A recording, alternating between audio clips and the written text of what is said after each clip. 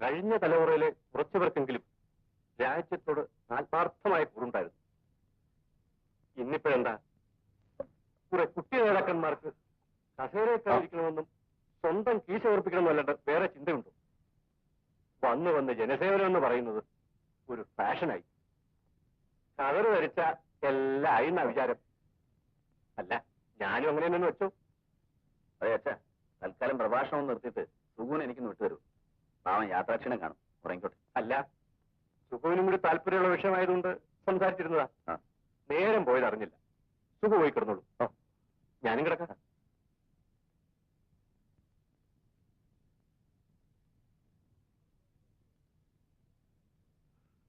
പതിച്ചോ? അയ്യോ, കടുകട്ടിയ. ഞാൻ കരുതിയത് ലോകത്തിൽ വെച്ച് ഏറ്റവും വലിയ ലാത്തിയടി വരും എന്റെ തന്തപ്പടിയെന്നാ. ഇതതിനെ കടത്തി വെട്ടി. സൗകര്യമായിട്ട് ഇറയെ വീണ് വിടുവോ? ഒന്നിങ്ങോട്ട് വാ.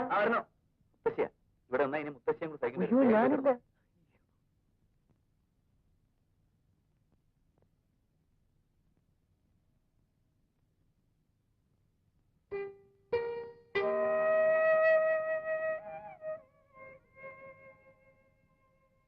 സാരി ഇഷ്ടപ്പെട്ടോ?